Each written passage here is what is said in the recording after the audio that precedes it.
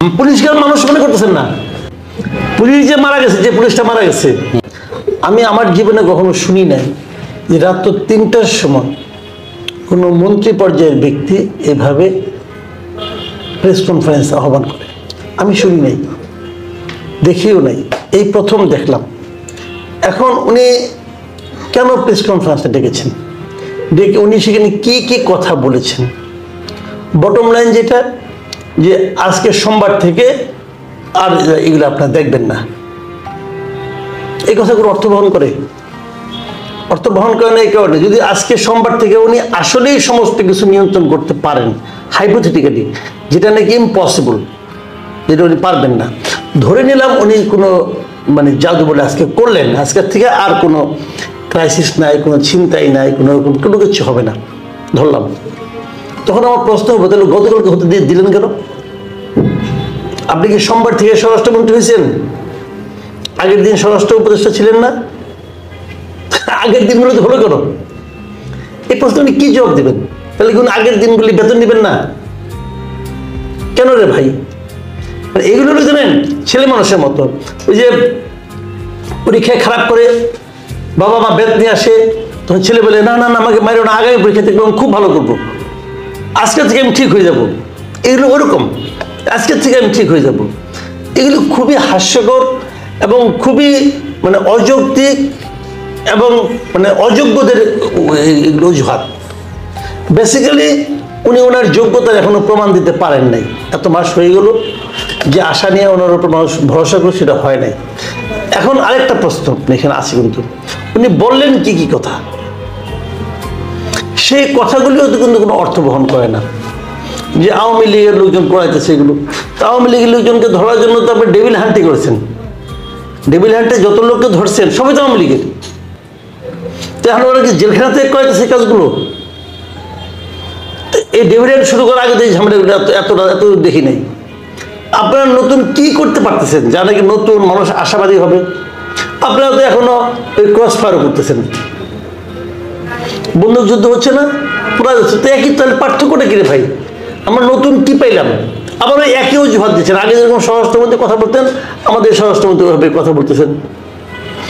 আমার যেটা মনে হয় পার্সোনালি, আমি যতটুকু শুনেছি, এই ভদ্রলোক ডিসঅনেস্ট না, আমি যতটুকু শুনেছি আর কি। তাহলে এগুলো হচ্ছে কেন?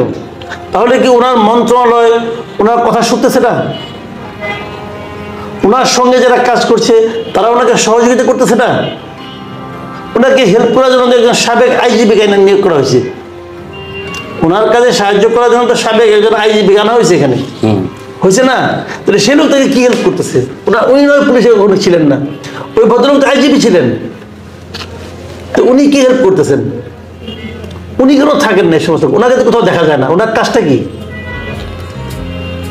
নাকি উনি মূল দায়িত্বে যেতে চান? এই সমস্ত কথা বললাম এই কারণে, দেখেন বাজারে অনেক কথা ভেসে বেড়ায়, কোনটা সত্য কোনটা মিথ্যা হয়তো আমরা পাত্তাও দিতাম না, গুরুত্বও দিতাম না, যদি আইন শৃঙ্খলার পরিস্থিতি ভালো থাকতো।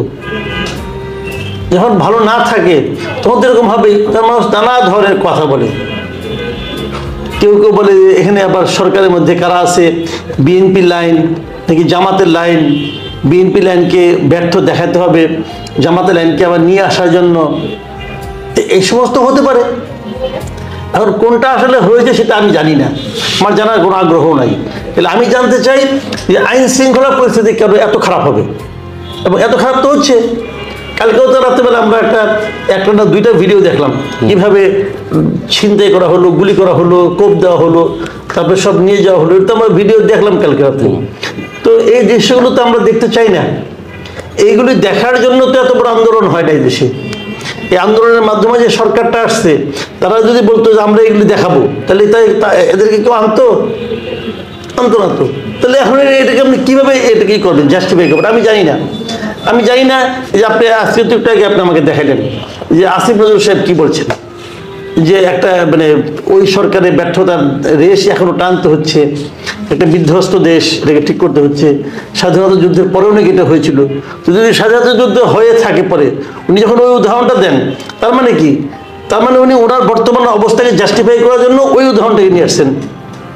তো তাহলে এই কাজটা, তাহলে ওটা এটা যদি আপনি জাস্টিফাই করার মাধ্যমে যদি বলেন যে আমার কোনো দোষ নাই, তাহলে তো তখনও কোনো দোষ ছিল না, ওটা তো আরো বিধ্বস্ত ছিল, তাই না ব্যাপারটা?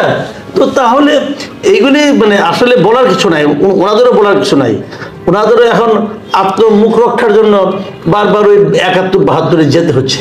কিন্তু উনি যেটা বলেছেন যে ওনাদের আন্তরিকতার কোনো অভাব নেই, এটা ওনারা দাবি করছেন। আপনি আমাকে এ পর্যন্ত সারা দুনিয়ার ইতিহাস ঘাইটা একজন মন্ত্রীকে দেখাতে পারবেন যে বলছে এই কাজ আমার আন্তরিকতার অভাব ছিল? একজন দেখাতে পারবেন? সে বলবে যে এই যে আমার ব্যর্থতা, এটা আমার আন্তরিকতার অভাবের কারণে হয়েছে। কেউ বলে যে সবচেয়ে ব্যর্থ হয়, সেও বলে আমি আপ্যায়ন চেষ্টা করতেছি। এটা তো লেম এক্সকিউজ একটা। না, পুলিশের প্রসঙ্গটাও তো এনেছেন উনি, এবং আমরা তো জানি যে পুলিশ একটা ভঙ্গুর অবস্থায় ছিল, তাদেরকে সুসংগঠিত করার একটা চেষ্টা হচ্ছে। তো সেটার কারণেও কি হতে পারে যে পুলিশ নিজেই হয়তো এখনো সেই আত্মবিশ্বাসটা ফিরে পায় নাই যে এই ধরনের পরিস্থিতিকে সামাল দেওয়ার? এক নম্বর কথা হলো পুলিশ আত্মবিশ্বাস ফেরত পায় না, এই কথাটা সত্য, কিন্তু তারপরে আমার এর পরের যে ইমিডিয়েট যে ফলোইং কোশ্চেন সেটা হলো পুলিশ আত্মবিশ্বাস ফিরে পায় নাই কেন? এই সরকার পুলিশের আত্মবিশ্বাস ফেরানোর জন্য কি কি চেষ্টা করেছেন বলেন? কি কি চেষ্টা আপনি করেছেন? আপনি কোনো চেষ্টা করেছেন? চেষ্টা তো করেন নাই। একমাত্র প্রথম যে স্বরাষ্ট্র উপদেষ্টা ছিলেন সাখাওয়াত সাহেব, উনি কিছু চেষ্টা শুরু করেছিলেন, কিন্তু ওইটা পরে হালে পানি পায় না, পরে তো নতুন একজনকে আনছেন। তারপর থেকে আপনারা পুলিশের আত্মবিশ্বাস ফেরানোর জন্য কি কি চেষ্টা করছেন? অবশ্য ফেরানো যেত। আপনি প্রথমেই করছেন কি, আন্দোলনে যত পুলিশ মারা গেছে ওটা নিয়ে কোনো মামলা হবে না, ওটা আপনি ইন্ডেমনিটি দিয়ে দিচ্ছেন। দিচ্ছেন তো ইন্ডেমনিটি, ওটা দেওয়ার পরে লাভ কি হয়েছে? পুলিশের আত্মবিশ্বাস কি ধাই করে অনেক বেড়ে গেছে নাকি আইমে গেছে? এই জিনিসটা আপনি ভাবেন। আপনি তো পুলিশকে মানুষ মনে করতেছেন না। পুলিশ যে মারা গেছে, যে পুলিশটা মারা গেছে, তাকে যে অপরাধে মারছেন, যে গুলি করছে সেই মারা গেছে, নাকি পাশে যে দাঁড়াইছিল সেও মারা গেছে? এটা বলেন আপনি। তো তার মৃত্যু হলো, তার ফ্যামিলির প্রতি আপনার কোনো সমবেদনা থাকবে না? তার ফ্যামিলি এখন কি হবে? তার ফ্যামিলিতে বলবে, তার ছেলেতে বলবে আমার বাবা চাকরি করতে যেয়ে মারা গেছে, তার কোনো বিচার হবে না। এটা তো আপনি বলে দিয়েছেন। তো এটা বলার পর পুলিশের মনোবল আপনি আশা করতেছেন যে মনোবল সাই করে বেরিয়ে যাবো, পারবে? আর পুলিশকে ছাড়া আপনি কি করবেন?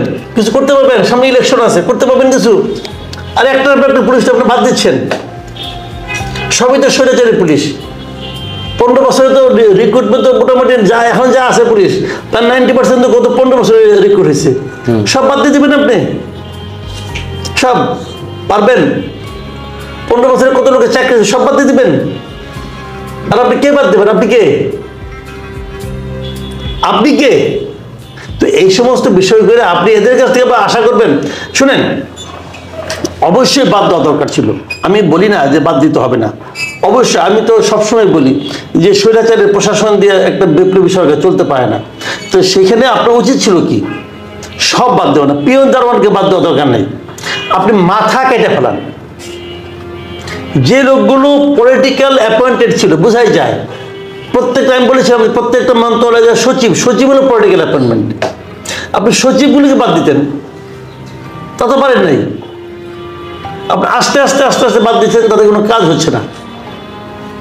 তো এইভাবে কোনো হবে না। আর পুলিশের উপর, পুলিশের এই জিনিসটা তো আমি মনে করি খুবই একটা ড্যামেজিং হয়ে গেছে, যে আপনারা যেটা বলছেন যে ইন্ডিমিটি দিয়েছেন যে পুলিশ যারা মারা গেছে তাদের কোনো বিচার হবে না, এটা বলে যে আপনার ড্যামেজ। আমি ওই দিন দেখলাম একজন লোক বলতেছে, একটা মিটিংয়ে দেখলাম, বিএনপির একটা মিটিংয়ে বলতে দেখলাম, বিএনপি একজন লোক বলতেছে যে এই যে আপনার সিরাজগঞ্জে যে থানা পুরাই দিল, সে বলতেছে যে আমরা পুরাই দিছি, এবং আমরা পুরাই দিছি বলে পুলিশের মেরুদণ্ড ভেঙে গেছিল, এবং তাহলে ওটা না পুরাইলে পুলিশের মেরুদণ্ড ভাঙতো না, উনি এটা বলতেছেন। তো এইটা তো বিরক্ত কথা। এখন পুলিশকে মারা যদি বিরক্ত কথা হয়, এবং সেই বিরক্ত যদি আপনি হাইলাইট করতে থাকেন, তাহলে আপনার সেই পুলিশ কীভাবে আপনার তারা মনোবল ফেরত পাবে? তারা তো আতঙ্কগ্রস্ত সবসময় থাকবে। আপনি করাপ্ট লোকগুলিকে ধরেন ভাই, অসুবিধা নাই, কিন্তু এইভাবে আপনি পুরো একটা মানে সেক্টরকে, একটা প্রতিষ্ঠানকে আপনি ধ্বংস করে দিয়েছেন। এই প্রতিষ্ঠান গড়তে পারবেন একদিনে? এটা গড়তে যতদিন লাগবে